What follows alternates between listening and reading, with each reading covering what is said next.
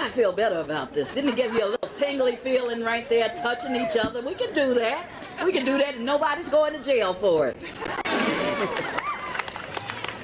Continuing on with the rally. I just met her. I don't actually, I've been running my mouth way too much and didn't. What do you do? Okay, what we're going to do is we're going to rally on and we're going to bring to the stage Dr. Kristen Jauskowski.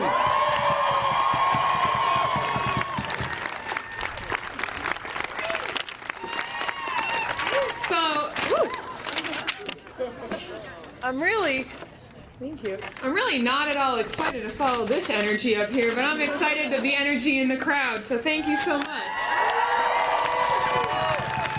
And thank you all so much for coming out today to support reproductive justice and reproductive health. It is a beautiful day to be fighting for reproductive rights.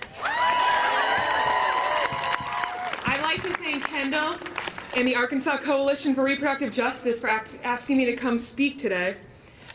It's always wonderful to be surrounded by people who are like-minded, right? Like this. This is great.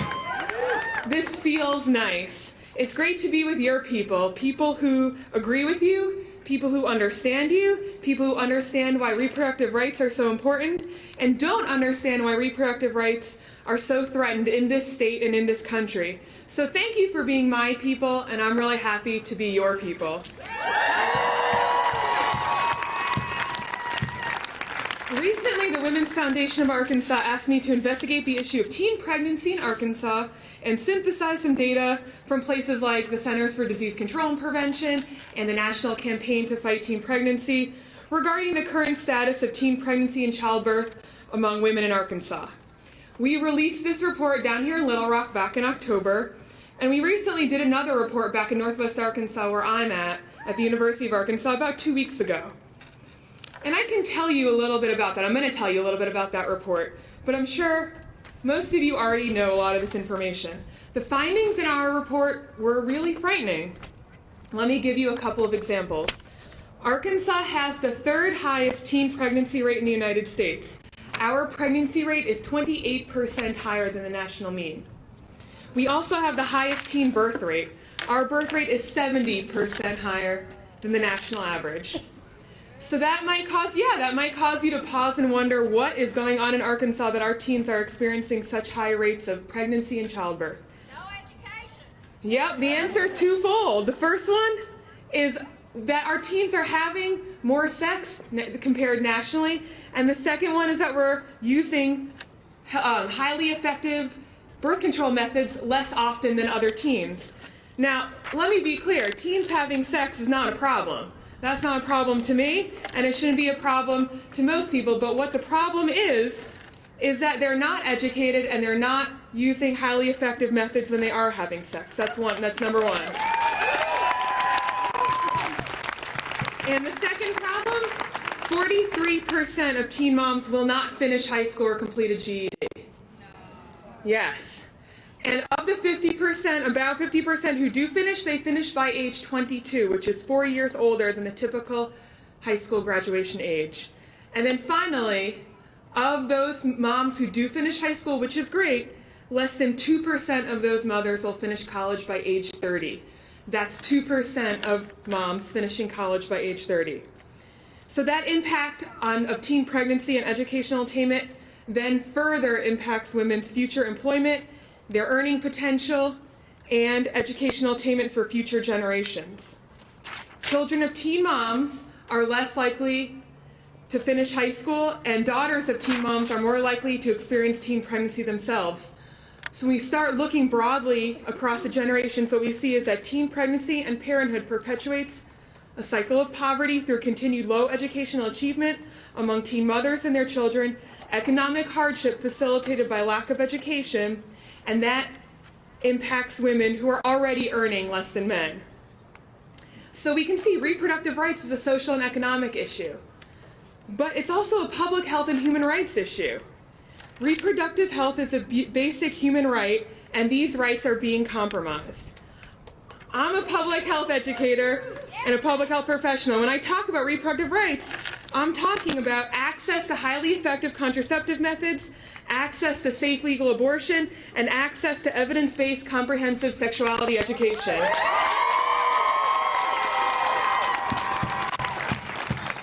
One of women's most basic human rights is the right to make decisions about her own body, and that is under attack right now. Right now in the United States, abortion is safe, it's legal, and it's common. It's less common in Arkansas, but that's mainly because it's harder for women to get an abortion, and our legislators are trying to make it even harder. And look, let's be clear, everyone would like to see the rates of abortion go down, but the difference between us and them is that we want to reduce the need for abortion by reducing the number of unintended pregnancies. They want to get rid of abortion. We don't want to get rid of abortion.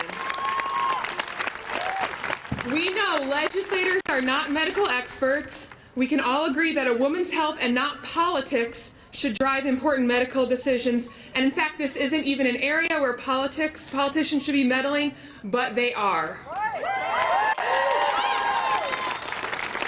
In my report for the Women's Foundation, I talk about how some of the most rural parts of the state have the highest teen pregnancy rate, yet legislation is being put forward right now to delay women access to abortion by taking away healthcare providers' ability to provide services remotely.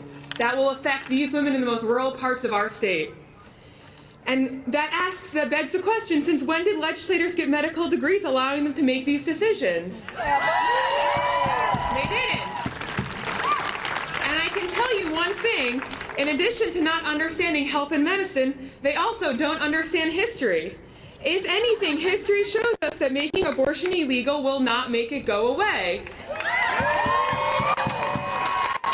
It'll just make it more dangerous for women, more dangerous for healthcare providers, and it'll perpetuate a cycle of poverty. I can tell you another thing. In fact, I'll let you in on a little secret. While we might agree with the opponent that we'd like to reduce the need for abortion, we want to do that by reducing the number of unintended pregnancies. They want to do it by taking away our access to abortion. But that's not the answer. Making abortion illegal is not the answer. I know the answer. I have the secret formula. If we want to reduce the need for abortion, we reduce unintended pregnancy, and we do that by two things: increasing access to highly effective contraceptive methods and access to comprehensive sexuality education.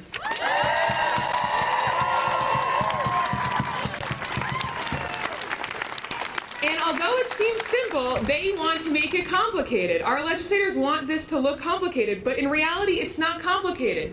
The Centers for Disease Control and Prevention, our federal government's major public health agency, suggests that increased access to effective and affordable contraception and access to accurate sexual health information, they suggest access to accurate sexual health information, access to effective birth control. And we also know that parents, teachers, young adults, and healthcare providers think sexuality education should be taught in schools. But Arkansas is one of only 14 states that doesn't mandate sexuality education or HIV education, and this needs to change. The good thing is that we have research and science on our side. The research is overwhelming. Well, it's sort of good, right? We think it's good. Others like to make things up. The research is overwhelming that improved access to contraceptive and sex education improves the sexual health outcomes of a community. But what we also have on our side is public opinion. But that message is getting lost. Like I said, they want to make the issue seem complicated and controversial, but it's not. People, maybe they're apathetic, but maybe people are not aware of how important these issues are. When I'm teaching sexuality and in my research at the university, and that's research and teaching that I do here in Arkansas, I find that most people think women should have access to safe legal abortion, access to highly effective contraceptive methods, and access to evidence-based comprehensive sexuality education. But my students and other people I talk to don't realize that these are contentious issues that are under attack. I can't tell you how many times students in my class are shocked to hear that sex education is a political issue. So our job as people who are on the front lines fighting for these basic human rights is to make people aware. We need to change the public discourse and framing of these issues. Today's discussion can't end when we end rallying. We need to educate those who are unaware of how important these issues are. We need to invigorate those who know these rights are important but who don't realize how close they are to being taken away. And we need to continue fighting for our basic human rights. We need to let our legislators know what we want, and we can make sure our voice is the loudest. So thank you so much for coming out and supporting reproductive health.